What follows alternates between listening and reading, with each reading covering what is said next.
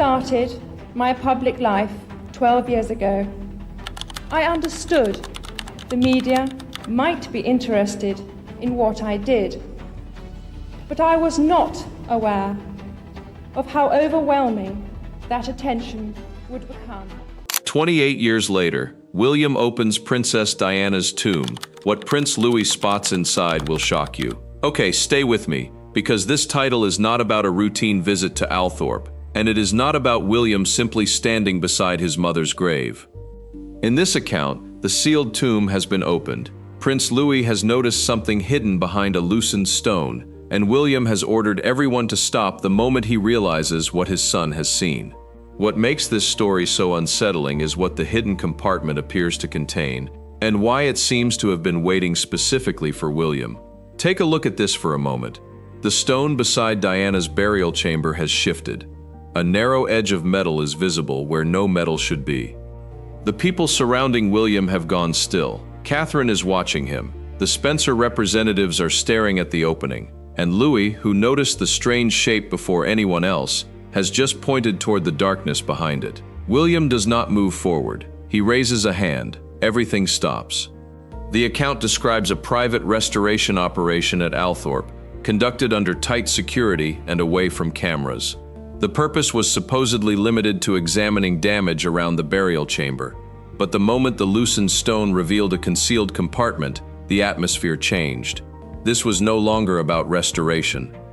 It became a question of who had placed something there, when it had been placed there, and why nobody had found it for decades. Hi viewers, if you were standing where William stood and saw your mother's name on a sealed envelope hidden inside her tomb, would you open it or leave it untouched? Put your answer in the comments. A simple yes or no is enough, and if you believe a son deserves the right to know the truth about what was left for him, then stay with this story, because the next discovery is where the mystery becomes deeply personal. According to press reports, it was suggested that it was around this time things became so difficult that you actually tried to injure yourself. Is that true? When no one listens to you, or you feel no one's listening to you, all sorts of things start to happen. For instance, you have so much pain inside yourself that you try and hurt yourself on the outside because you want help, but it's the wrong help you're asking for. People see it as crying wolf or attention seeking, and they think because you're in the media. William finally gives the signal. The stone is eased farther aside. Dust falls across the edge of the chamber. No one speaks. A small metal container sits behind the stone, narrow enough to have escaped notice during ordinary inspections. Its surface is darkened with age, and whatever seal once protected it appears deliberately placed. There is no obvious inscription, no royal crest, no explanation. That absence makes the discovery more disturbing. A technical official examines the compartment without immediately opening it. The people present understand what they are looking at least in the broadest sense. Someone made an effort to hide an object in a place where almost nobody would think to search. The question is whether that person expected the hiding place to remain undiscovered forever. William watches closely. The story gives him no dramatic speech at that moment. There is no public announcement. There is only a future king standing in a place connected to the deepest loss of his childhood, waiting for an object sealed away from the world to be brought into the light. Then the container is opened. Inside is an envelope. It is old, discolored, and protected from the dampness around it. The handwriting is what catches William first. Not the paper, not the seal, the handwriting. The letters appear familiar, Diana's. For a few seconds, the room seems to lose its movement. William looks down at the envelope again. Catherine is close enough to see the change in his expression, but she does not interrupt him. The Spencer representatives remain silent. Across the front are words that turn a strange discovery into something far more intimate. For William, only when they finally open my grave. That sentence is the point where the entire meaning of the discovery changes. If the account is followed as presented, Diana did not merely leave behind something that happened to survive. She appears to have anticipated a future moment when someone would finally disturb the place where she was buried. And she appears to have known exactly who she wanted to read what came next. William. He does not immediately open the envelope. That hesitation matters. Husband's reaction to this when you began to injure yourself in this way? But I didn't actually always do it in front of him. But obviously anyone who loves someone would be very concerned about it. Did he understand what was behind the physical act of hurting yourself, do you think? No, but then not many people would have taken the time to see that. For 28 years, Diana's grave has represented permanence. It is one of the few places connected to her that exists outside the noise of television interviews, newspaper headlines, photographs, biographies, arguments, and endless speculation about the final days of her life. To stand before the sealed resting place is one thing. To discover a message apparently addressed to her eldest son from inside that resting place is something else entirely. William looks at the handwriting again. The room waits. Then he notices that the envelope is not alone. Beneath it are several folded papers. The first appears to be a financial record. The second contains dates and names. The third is partly covered by the photograph beneath it. That photograph becomes the next problem. At first it seems ordinary. Diana appears in a familiar setting, surrounded by people from a world she knew well. But the longer the image is examined, the more significant one figure in the background becomes. Someone trusted. Someone whose public story, according to the account, has remained remarkably consistent for years. Someone who has claimed not to know about Diana's final private concerns. William's attention fixes on the photograph. The documents beside it appear to suggest that the relationship may have been more complicated than anyone publicly understood. This is where the story needs to slow down, because the temptation would be to leap straight to an accusation. But suspicion is not proof. A photograph does not establish a crime. A financial record does not automatically reveal its purpose. And a handwritten message, even one that appears authentic, requires careful examination before anyone can know exactly what it means. Yet none of that makes the discovery less unsettling. It makes it more unsettling, because now there are questions that cannot be answered by grief alone. Why was the envelope hidden? Who placed it there? Why was it addressed to William? Why were financial papers kept beside it? And why was that particular photograph preserved with them? William has not yet read the full message. He has not yet studied every document. He has not yet learned what the photograph may connect. But one thing has already changed. The tomb is no longer silent. The hidden compartment has turned Diana's burial place into the beginning of an investigation, at least within this account. And William is now standing at the center of it. The senior advisor who had opposed disturbing the tomb has a reason to be even more concerned. The objection had been simple. Diana's resting place should remain untouched. Now the decision to open it has produced something nobody expected, and Louis, whose brief observation brought the compartment into view, has unknowingly become the person who triggered the discovery. The people in the chamber understand the danger of moving too quickly. Once the envelope is opened, whatever is inside can no longer be treated as a hidden object. It becomes evidence of a story that someone deliberately chose to preserve. That does not prove that Diana knew exactly what would happen after her death, nor does it prove that the people mentioned in the papers were involved in wrongdoing. Those conclusions would require evidence far beyond a photograph, a document, or an old handwritten note. But the symbolism is impossible to ignore. William has spent most of his adult life protecting the boundary between private grief and public duty. Diana's death became part of the history he inherited before he was old enough to understand it. Every year brought another anniversary, another documentary, another theory, another attempt to explain what happened. Yet this discovery, as the account presents it, is different because it does not come from a commentator, a former journalist, or a stranger searching for answers. It appears to come from inside the place where Diana was laid to rest. That is why William's next decision matters. He can close the envelope and order everything returned to the chamber. Or he can read what Diana apparently left for him, and once he reads it, there may be no way to return to the silence that existed before this day, because some secrets remain powerful only until someone finally decides to look inside. William finally reaches toward the envelope. I think the Queen's duty and her service, her tolerance, her commitment to others. I think that's all been incredibly important to me, and it's been a real sort of guiding example of just what sort of a good monarch can be. And it's been incredibly insightful for me growing up, watching her leadership. His fingers stop just above Diana's handwriting. Then he turns it over. There is another marking on the back. Small, faded, easy to miss. But once William sees it, his expression changes again. Whatever Diana intended him to understand, the envelope appears to contain more than a mother's private goodbye. It may contain a trail, and the next part of that trail leads directly to the person in the photograph. If this discovery matters to you, do not scroll away now. Stay with the story, because what was found beneath Diana's tomb was only the first layer, and the next part gets far worse. The photograph was still face down when William made the decision that changed the meaning of everything they had found.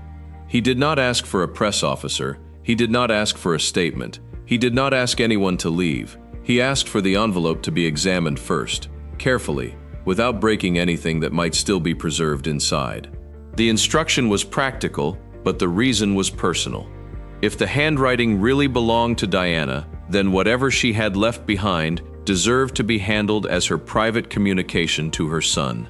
The seal was inspected. Nothing about it looked ceremonial. There was no royal emblem and no official marking. It appeared to have been protected simply because somebody wanted the contents to survive. That detail immediately narrowed the question. This was not an object accidentally forgotten. It had been placed somewhere concealed, then sealed away from ordinary access. The first sheet removed from the envelope was not a letter. It was a financial record. Names, dates, figures, and references appeared across the page. Some entries were difficult to read, but several dates were clear enough to establish a narrow period shortly before Diana's death. That did not prove anything sinister. Financial records can have ordinary explanations. They can document payments, arrangements, donations, legal matters, or private household expenses. Yet one feature made the page difficult to dismiss. Several entries appeared to relate to the same private arrangement. William read the dates again. Then he looked at the photograph. The connection was not obvious at first. That was what made it dangerous. The image did not show a dramatic meeting or an incriminating scene. It showed people in an ordinary setting, the kind of photograph that could easily have remained in a private collection without attracting attention. But there was a person in the background. That person mattered. The identity was not immediately announced. The account only describes the figure as someone within Diana's trusted circle, a person whose public position over the years had been that they knew little or nothing about her final private concerns. If the records and photograph were genuine and connected, that public version would require a second look. William reportedly asked for the photograph to be enlarged. The room became focused on one section of the image. There was no sudden revelation. No hidden face appeared under the light. Instead, the details became clearer. The person stood close enough to establish familiarity, but not close enough to prove the purpose of the meeting.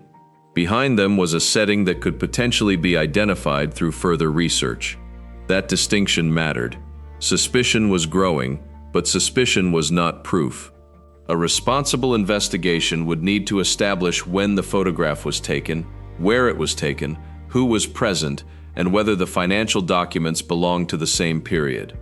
Every one of those questions could change the meaning of what William was seeing. Then the second paper was unfolded. This one contained a reference to a meeting. The date was only partially visible, but enough remained to place it near the end of Diana's life. The name beside the entry appeared connected to the person in the photograph. William stopped reading. The discovery had crossed a line. It was no longer simply a message from his mother. It was potentially a record of a relationship or arrangement that had never been explained to him. That possibility would have been difficult for anyone to process. For William, the issue carried another weight. Diana had died when he was a child. The details of her final weeks had been filtered through adults, official statements, family conversations, investigations, and years of public argument. He had inherited the consequences without ever being given control over the story. Now an object bearing his mother's handwriting appeared to offer him a different route into those unanswered questions. But the envelope contained another surprise. Folded behind the financial papers was a short handwritten page. Unlike the formal records, this page was personal. The writing was uneven in places. Several words had faded. A few lines were difficult to make out. Yet one phrase remained clear enough to command attention. William. The name appeared near the beginning. The message did not immediately accuse anyone. It did not name a murderer. It did not provide a dramatic explanation for Diana's death. Instead, it appeared to warn William about trusting appearances. That distinction is important because it prevents the discovery from becoming an instant verdict. The material, as described in this account, raises questions. It does not by itself establish that anyone caused Diana's death or concealed a crime. Still, the wording unsettled him. The note suggested that some information should be kept safe until William was old enough to understand it. That sentence created a new problem. If Diana had actually written it before her death, why would she have expected William to find it decades later? There were several possible explanations. The note could have been written during a period of anxiety. It could have referred to ordinary family or financial concerns. It could have been misunderstood after decades of speculation surrounding Diana. Or, if the account's interpretation were correct, it could have been part of a deliberate attempt to preserve information for her son. Only further evidence could separate those possibilities. The Spencer representatives therefore asked for the material to be documented before anyone drew conclusions. Every page was photographed. Every mark on the envelope was recorded. The photograph was placed in protective covering. The financial records were kept separate from the original handwriting. William did not object. He wanted copies, not summaries, not verbal explanations, copies of everything. That request revealed a change in his attitude. He was no longer simply reacting to an emotional discovery. He was beginning to approach it as a question that required evidence. Then the photograph was examined again. A small detail in the background had been overlooked. A second figure was visible near the edge of the frame. At first, the person looked incidental, a passerby, a staff member, someone who happened to be present. But the position of the figure suggested something else. The person appeared to be watching the group. The image was enlarged again. This time, the room fell silent for a different reason. The second figure seemed to be holding a document or folder. There was no way to identify its contents from the photograph alone. Yet the detail mattered because it raised the possibility that the meeting had involved more people than the financial record indicated. William asked when the photograph could be dated. The answer was not immediate. The paper, the clothing, the setting, and other visual details could provide clues, but none was enough on its own. Experts would need to compare the image with known photographs, calendars, travel records, and other surviving material. That meant the discovery was becoming larger. The hidden compartment had produced a letter. The letter had produced financial records. The records had produced a photograph. The photograph had produced another unidentified figure. And the unidentified figure suggested that the story might not end with the person William had first noticed. There was another reason William wanted the original papers preserved. The dates could be checked against records. If the dates matched, the material would gain credibility. If they did not, the interpretation could collapse. That possibility did not frighten him into stopping. It made verification more important.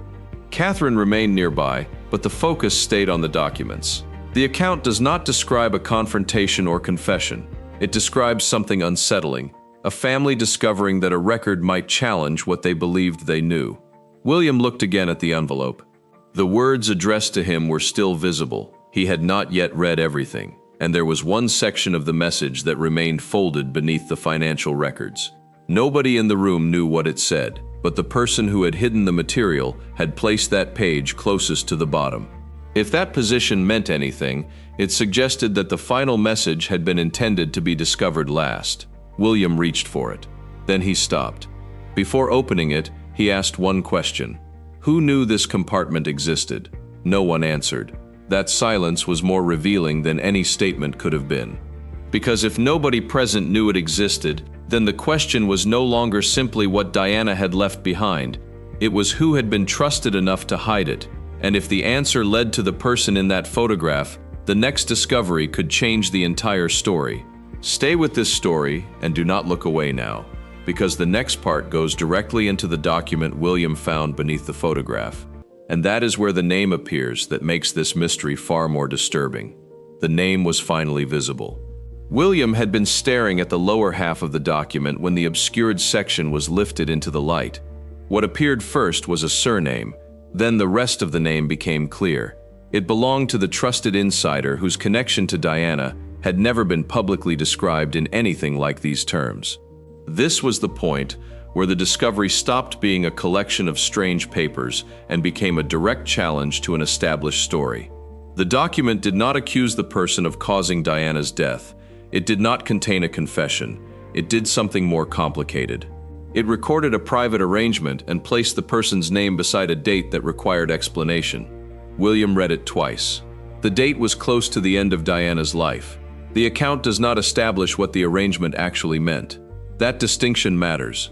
A financial record can have an innocent explanation, and a name beside a date cannot prove wrongdoing. But the combination of the document, the photograph, and Diana's handwritten warning created enough uncertainty to demand a closer examination. William asked for the date to be checked.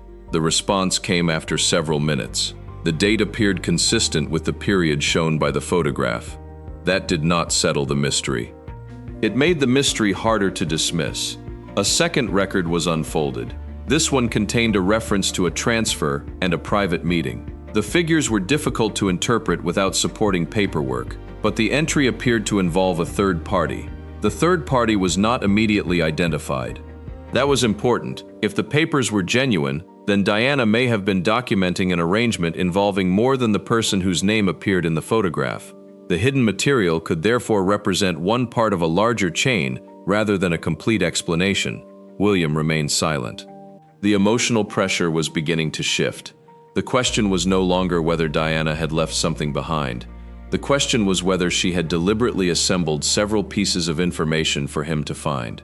The handwritten page offered another clue. One sentence appeared to warn that records could disappear. Another referred to people who would deny knowing anything. Neither sentence could establish a crime. Both, however, suggested that Diana had been concerned about information being lost or disputed. That concern would have been significant if the handwriting could be authenticated and the date established. Experts therefore treated the page as an object requiring verification, not as an automatic declaration of truth. The handwriting was compared against known samples. The slant of the letters was examined. The spacing was examined. Individual characters were compared. Pressure marks and repeated letter formations were considered. The preliminary assessment, according to the account, was that the writing appeared consistent with Diana's known handwriting. Consistent was not the same as conclusive. That distinction prevented the room from turning suspicion into certainty. William wanted the comparison documented. He also wanted the financial records checked against surviving archives. That request opened another door. Some of the information could potentially be compared with bank records, legal documents, diaries, correspondence, travel schedules, and other historical material. If independent records matched the dates, the papers would become harder to dismiss. If they contradicted them, the entire interpretation would have to be reconsidered. The investigation therefore moved away from the tomb itself. The hidden compartment had already done its job. It had produced a question that could not be answered inside the burial chamber. The photograph became central. The person beside Diana was now being identified more carefully. Researchers examined the background, the location, the clothing, and the apparent timing of the image. One detail stood out. The photograph appeared to have been taken during a period when Diana was dealing with intense private pressure and complicated relationships around her. That fact alone was not unusual. Diana's final years were heavily documented, heavily discussed, and heavily contested. What mattered was whether the photograph could be linked to the financial records. The link remained unproven, but another paper appeared to strengthen it. This document contained initials matching the person in the photograph. For the first time, the three pieces appeared to point in the same direction: a name, a date, an arrangement. William asked who had originally handled the records. No answer came immediately. That question exposed another weakness in the material. The chain of custody was unclear. Nobody could simply assume that a document hidden for decades had passed through an untouched line of custody. Authentication would have to consider the paper, ink, handwriting, dates, provenance, and the possibility of later alteration. That made the story more complicated, but it also made the investigation more credible. The strongest mystery was no longer a dramatic accusation. It was whether the documents could survive scrutiny. William understood that. He did not need another rumor. He needed something that could be checked. The account describes him asking for independent specialists rather than relying only on royal advisors. That decision mattered because the discovery was becoming too sensitive for one institution to control its interpretation. Then came the photograph's second figure. The person at the edge of the image was examined again. The folder or document they appeared to be holding could not be identified from the photograph, but the person's position suggested they may have been connected to the meeting. A clearer copy was requested. When the enlarged image arrived, another detail became visible. A vehicle appeared behind the group. Its registration could not be read. That might seem insignificant, but historical photographs often become useful because of details that were ignored when the image was first taken. A vehicle can establish location, a building can establish date, a background sign can identify an event. The investigation now had several possible routes. William's advisors began separating what could be verified from what remained speculation. That distinction was crucial. The financial papers might be authentic, the handwriting might be genuine, the photograph might be correctly dated, but none of those facts alone could establish why Diana had preserved them together. Only the final page might explain that, and the final page was still folded. William finally opened it. The first line was short. It referred to trust. The next line contained a warning about someone who would later claim ignorance. William looked toward the photograph, then back to the page. The name did not appear immediately. Instead, the message described a person by role and relationship. That made the final identification more unsettling. Diana appeared to have expected William to recognize the person without needing an explanation. For a son reading his mother's words decades after her death, that implication carried enormous weight. Yet the document still did not prove a conspiracy. It did something more dangerous to the existing narrative. It created a question that could not be easily closed. Why would Diana preserve these records together, hide them in a concealed compartment, and address them to William? There was still one document missing from the sequence. The financial record referred to an arrangement. The photograph showed people connected to the period. The handwritten pages raised concerns about trust, but the supporting record that could explain the arrangement was nowhere in the compartment. William noticed the gap. Someone had either never placed it there, or it had been removed. That realization changed the direction of the investigation again. If something was missing, then the compartment might not have been designed to reveal the entire story. It might have been designed to lead William somewhere else. And that possibility was far more troubling than the papers themselves. Because if Diana had intended the hidden material as a trail, then the person who found it had not reached the end. They had only reached the first destination. The next question was where the missing record had gone, and that question was about to bring William into direct conflict with the royal institution itself. The timing made that possibility serious. If the missing record existed elsewhere, whoever held it could possess the piece connecting the names, dates, and arrangement. William's advisors could not simply demand it without knowing where to look. They had to establish which archives might contain it. Old correspondence could matter. Estate records could matter. Even unrelated documents could become important if they established who met whom during those final weeks. For William, the process was becoming less about what he wanted to believe and more about what could actually be proven. But the deeper he looked, the more uncomfortable one possibility became. The missing document might not have been lost. It might have been removed. And if it had been removed deliberately, someone may have known what the compartment contained long before William stood there.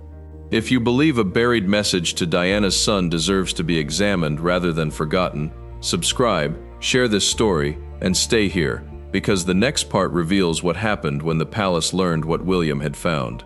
The palace learned about the documents before William had finished reading them. That was the moment the private discovery became a royal problem. A message moved through senior channels. The details were restricted, but the essential information was enough to trigger concern. William had found material inside Diana's burial site. Some of it appeared personal, some appeared financial. One document appeared to connect a trusted insider to an arrangement requiring explanation. The first response was not outrage, it was containment.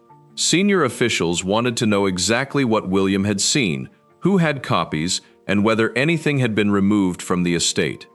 They also wanted to know whether the material had been authenticated. That last question mattered. Nobody could responsibly build a public accusation around old papers simply because they looked convincing. The handwriting required examination. The photograph required dating. The financial records required comparison with independent sources. The missing document had to be located, but while those checks were being considered, another concern was already spreading. The story could leak. If the discovery became public before the evidence had been assessed, the royal household would face a storm it could not control. Every old controversy surrounding Diana would return at once. Every disputed theory would be dragged back into the headlines. Every person connected to her final years would be examined again. William understood the danger. He also refused to let the fear of headlines determine what happened next. According to the account, he made it clear that the material would not be destroyed, altered, or quietly returned to storage before it had been examined properly. That decision placed him in a difficult position. The institution had one priority: control the consequences. William had another: find out what the documents actually meant. The difference between those two priorities created the tension inside the palace. A senior advisor argued that the discovery should remain strictly private. The argument was practical. Diana's burial site was not a public archive. The papers had not yet been authenticated. Any premature disclosure could damage innocent people and create claims that could never be withdrawn. William did not need to disagree with that logic. He simply wanted the investigation to continue. That was enough to make the atmosphere uncomfortable. The next problem came from the photograph. The identity of the person connected to the financial records was becoming clearer. That person's public history with Diana was well known. What was not known was whether the private arrangement described in the papers had ever been acknowledged. If the records were genuine, there was a gap between the public account and the material William now possessed. That gap became the central issue. Not proof, not guilt, a contradiction requiring explanation. William's advisors began reviewing existing records from the period. They looked for correspondence, appointments, financial references, travel details, and other documents that could establish whether the meeting described in the hidden papers had actually occurred. The search produced something unexpected. A reference to the same period appeared in another record. It was not a copy of the hidden document. It did not mention the secret compartment. It did not confirm wrongdoing. But it appeared to place the same people in the same general circumstances. That was enough to keep the investigation alive. The palace response changed. The language became more careful. Nobody wanted to call the discovery meaningless anymore. At the same time, nobody wanted to call it proof. That middle ground was difficult to maintain. Then someone asked the question that had been avoided from the beginning. Who else knew Diana had left these materials? There was no immediate answer. The compartment had been concealed for decades, at least according to the account. If Diana had placed the papers there herself, someone may have known about the hiding place. If someone else had hidden them later, the entire meaning would change. That possibility forced investigators to examine the compartment itself. Its construction was reviewed, its position was reviewed. The condition of the surrounding stone was documented. No conclusion could be reached simply from its existence. Yet the question remained: who had access? The Spencer representatives were understandably concerned. Diana's family had its own interest in protecting her personal records and preventing unverified claims from becoming accepted as history. William agreed with the need for caution, but he would not agree to silence. That distinction became important. The story was no longer about whether William believed every word in the envelope. He did not have to. His position was simpler: verify it. If it was false, expose it. If it was genuine, preserve it. If it led somewhere else, follow the evidence. That approach put him directly against anyone who wanted the matter closed before those questions were answered. Then the first leak appeared. It was small. A detail reached someone outside the immediate circle. Within hours, another person heard a different version. Then a third. The information changed slightly each time, as rumors often do. One version claimed a secret letter had been found. Another mentioned financial records. Another suggested the photograph was connected to Diana's final weeks. None of those reports could yet be independently confirmed, but the story had begun moving. William was advised not to respond. He agreed. The palace began preparing for the possibility that journalists would ask questions. A short statement was considered. The safest wording would describe William's presence at the estate as private and personal, without discussing the contents of the discovery. That strategy might have worked if the story had remained small. It did not. Interest grew because Diana's name was involved. Her death had remained one of the most intensely discussed events in modern royal history. Any suggestion that new material had emerged from her private world was almost guaranteed to attract attention. The palace knew that. So did William. But William's concern was no longer public opinion. It was the missing document. The records he had seen created a pattern, but one piece remained absent. Without it, the arrangement could be interpreted in several different ways. William asked for the search to widen. That meant examining archives outside the immediate royal household, old correspondence, estate records, private papers, historical schedules, anything capable of establishing what happened during the period described by Diana's documents. The request immediately raised another concern. Some of those records were not controlled by William. Others belonged to institutions with their own legal obligations. And some could involve people who were still alive. The palace now faced a choice: protect the institution from another controversy, or allow the investigation to follow wherever the evidence led. William's position was becoming increasingly clear.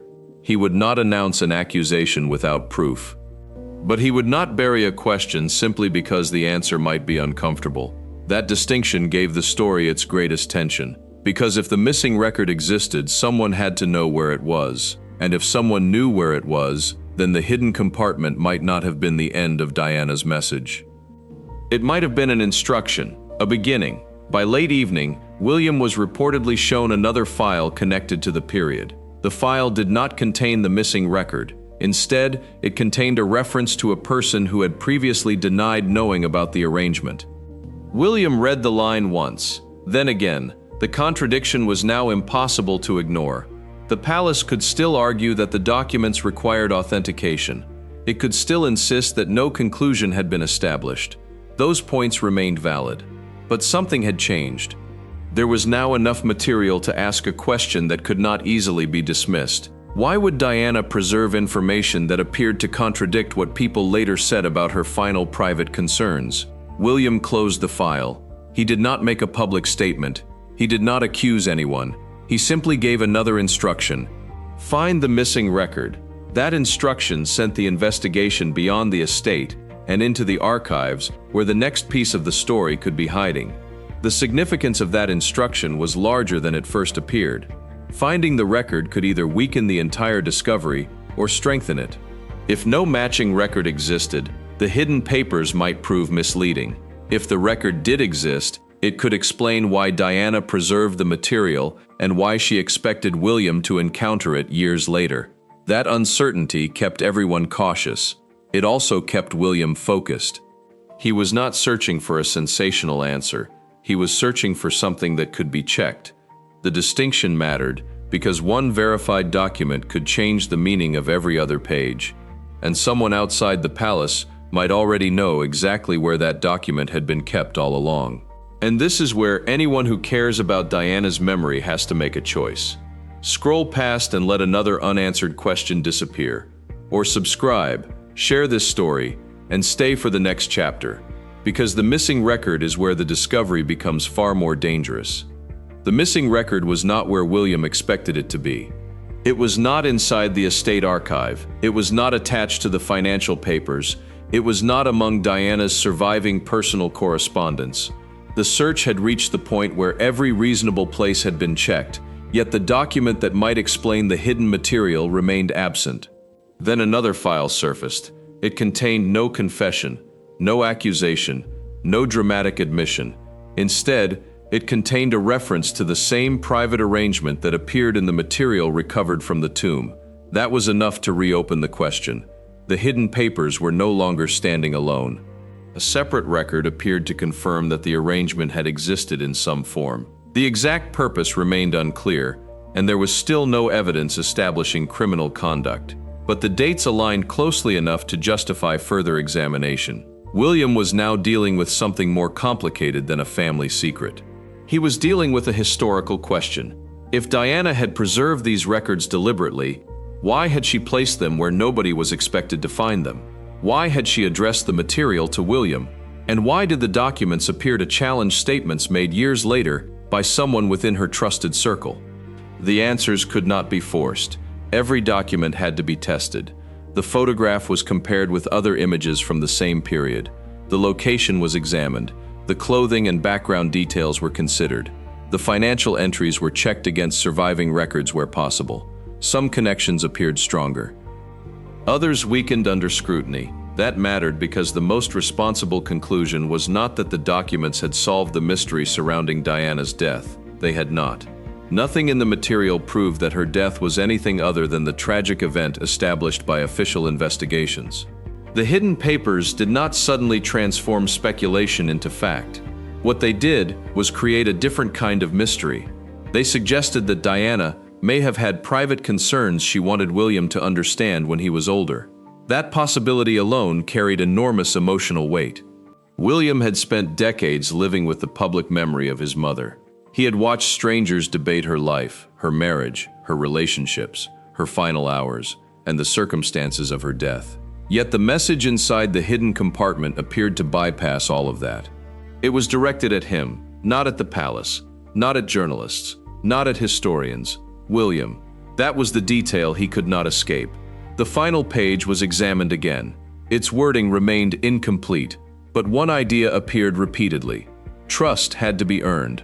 Records had to be protected. And William needed to understand that not everything he was told about his mother's private life necessarily represented the whole picture. That did not identify a culprit. It did not establish a cover-up. It did not prove that anyone had deliberately harmed Diana, but it gave William a reason to keep asking questions. Catherine understood that distinction. She could see the difference between searching for evidence and searching for a story that simply confirmed what people already suspected. The material needed to survive scrutiny before it could carry historical weight. That was why the documents were preserved. That was why copies were created. That was why the investigation continued quietly. Then the photograph produced one final clue. The background figure could be connected to the same period through another surviving record. The identity remained uncertain, but the timing suggested that this person may have had access to information surrounding the arrangement. Again, it was not proof of wrongdoing. It was another thread, and William now had several threads. The envelope, the financial records, the photograph, the handwritten warning, the separate archive reference. Together, they formed a question that could not be answered with a single sentence. Who was Diana trying to protect? The obvious answer was William, but the wording of the note suggested something broader. She may also have been trying to protect information. That realization changed the emotional meaning of the entire discovery. The hidden compartment was no longer simply a place where old papers had survived. It represented an attempt to preserve something until William was old enough, experienced enough, and independent enough to examine it himself. If that interpretation was correct, then Diana had not been asking her son to believe her blindly. She had been asking him to look. That was exactly what he was doing. The investigation eventually reached a point where William had to decide what happened next. He could release the material publicly. He could allow selected details to leak. Or he could keep everything private until the evidence had been properly assessed. He chose caution. That decision disappointed people who wanted immediate answers, but it also protected the integrity of the investigation. A public accusation based on incomplete documents could destroy reputations and turn an uncertain historical question into permanent misinformation. William did not need that. He needed certainty. And certainty was still incomplete. There was another reason he remained cautious. the most important missing document had still not been found. Without it, the financial arrangement could not be fully explained. Without it, the handwritten warning could not be placed with absolute certainty into the circumstances Diana intended. Without it, the photograph could not be given a definitive meaning. The investigation had reached its limit, for now, but the emotional effect was already irreversible. William had entered the place associated with his mother's final rest expecting to confront memories. Instead, he encountered a message apparently waiting for him. That message did not answer every question. It created new ones, and perhaps that was the most unsettling part. The account does not end with a confirmed culprit. It does not end with a proven conspiracy. It ends with William holding material that forces him to reconsider what he thought he understood about his mother's private concerns. For nearly 3 decades, the story of Diana's death had been discussed by millions of people. But this discovery, as the account presents it, was different. It was intimate. It was addressed to a son. And it came from a place nobody expected to speak again. The title asks what Prince Louis spotted inside Diana's tomb. The answer is the beginning of the story, not the end. Louis noticed the hidden compartment. William opened the material. Diana's handwriting appeared. The documents raised questions about a private arrangement. A photograph connected another person to that period, and the search for the missing record revealed that the discovery could not be understood from the tomb alone. That leaves the most important question unanswered. What did Diana actually want William to know? Perhaps the documents will eventually be authenticated and placed into their proper historical context. Perhaps the financial records will prove entirely innocent. Perhaps the photograph will have an ordinary explanation. Perhaps the missing document will be found and resolve the entire mystery. Or perhaps the material will remain one more disputed piece of the enormous and complicated story surrounding Diana's life. For William, however, the emotional consequence does not depend on a headline. He saw his mother's handwriting. He read words apparently intended for him. He discovered that someone had preserved those words in a place designed to remain hidden. That alone would be enough to change the way a son remembers the silence surrounding his mother. And there is one final point that should not be lost beneath the speculation. Diana's legacy does not belong to one theory. It does not belong to one institution. It does not belong to one newspaper, one documentary, or one royal household. It belongs to history, and history demands evidence. That is why the strongest part of this story is not the accusation, it is the question. What was hidden? Who knew? Why was it preserved? And why was William the person named on the envelope? Those questions remain. The final document may still be missing. The complete meaning of the photograph may still be uncertain. The private arrangement may have an explanation that is entirely ordinary.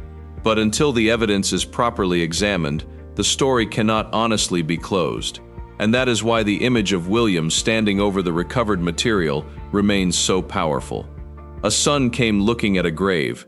He left carrying a question. 28 years had passed, yet the past had found a way to speak again.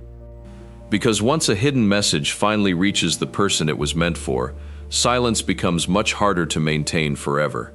If you believe Diana's story deserves to be examined carefully instead of buried beneath silence, subscribe to this channel, turn on notifications, and share this video with someone who still remembers why her story mattered. Do not let unanswered questions disappear simply because they are uncomfortable. Stay with this channel, because the next story goes deeper, the evidence gets more troubling, and what comes next may change the way you see the royal family all over again.